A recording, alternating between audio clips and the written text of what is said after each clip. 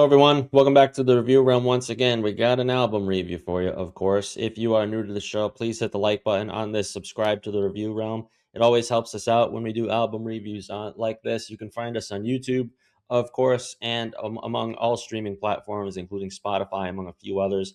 Links are in the description, QR codes in the corner of this video. Thank you. And as always, joining me for these album reviews, yet again, here we are. Sam, the SLB. Hey, John. We are continuing the cycle of bands Sam actually did not listen to when they were coming up. And they were, I don't want to say not popular, because they are popular still, but this is another first for me. So let's get right into it.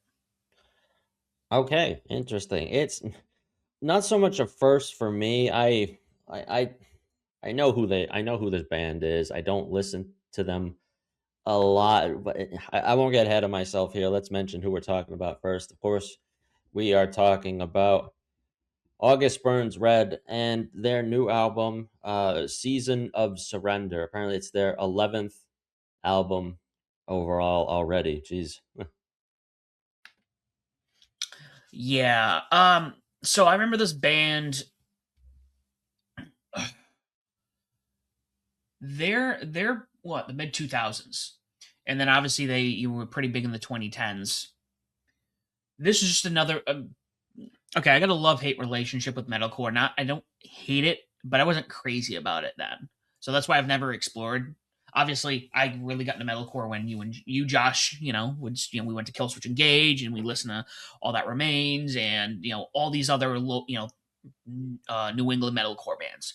But there's still a lot of it I am not familiar with. Yeah, I love the genre. But unfortunately, August Burns Red is one of those bands where I don't feel like they do a lot for the genre. Personally, I mean they're talented and all, but we're gonna get into it as we listen to this album. For me, their high point was 2007 with Messengers. Hmm. Was their high point. And they've put out a decent Christmas album or holiday album, I should say. I like to throw that on around the holiday times.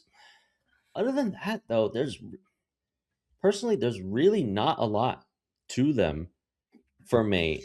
And I'm not going to mince words with you, Sam. I did not enjoy this album at all.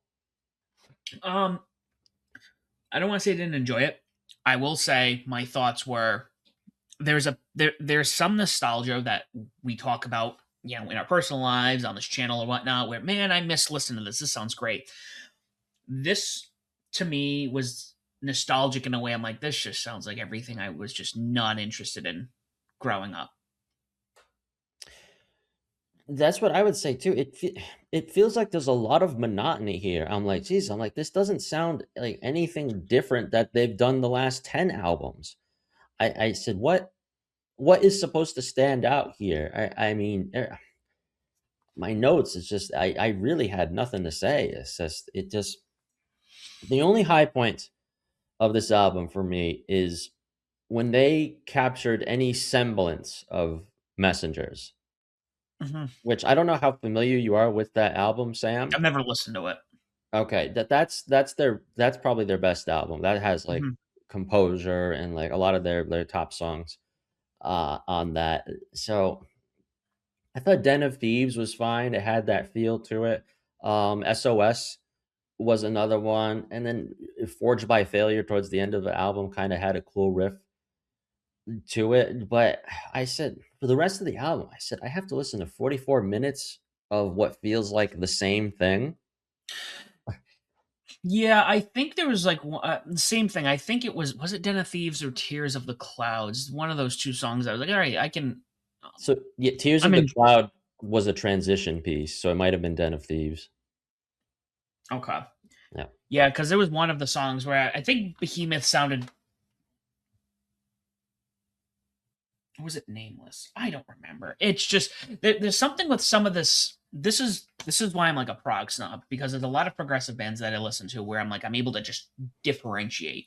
Or there's the few metalcore bands that we listen to where I could tell you Kill Switch Engage, separate from All That Remains, is separate from who's the other one with the dreadlocks there? Shadows Fall. Shadows Fall. I can tell you all of those bands and how they just sound different. And this just sounded like a lot. Just there was a lot here. It was just like, all right, well, we need more metalcore bands to sign to the label. Now, that is my first take on this album.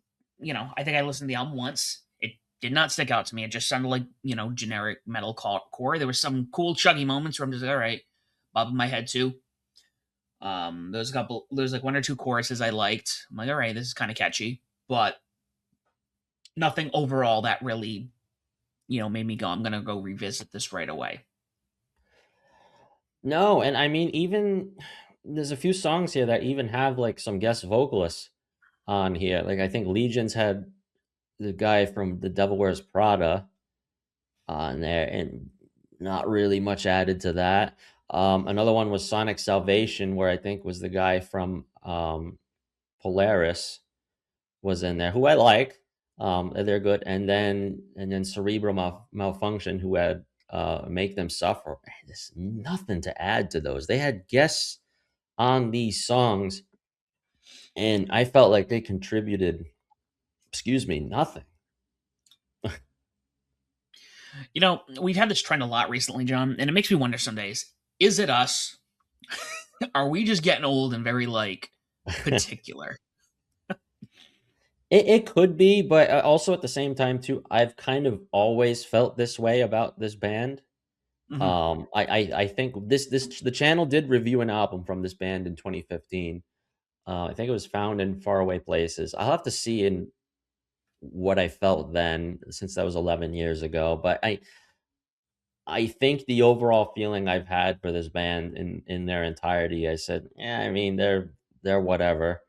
I've seen them live a couple of times. They bring it live for sure, but August Burns Red is a band. I said, what are they doing different to stand out in this genre?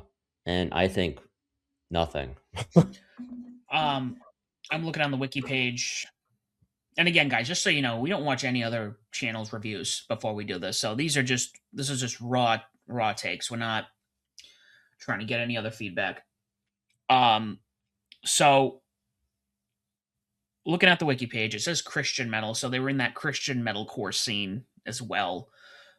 Give or take, whatever, however you feel about that. And then it says progressive, and it said a couple of their albums lean into the progressive. I'd be kind of curious Mm. onto where that falls into play with some of the music.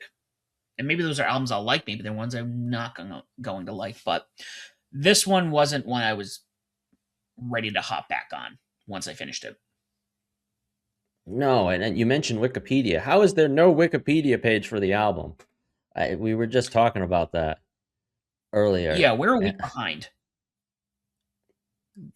I don't know if people are, and again, this is Wikipedia, it's an open forum, people can go and update, but man, I feel like this has been the trend recently with Wikipedia. Maybe we just need to find another site, John. I think so, and I will definitely find another album to listen to. I will not be listening to this again.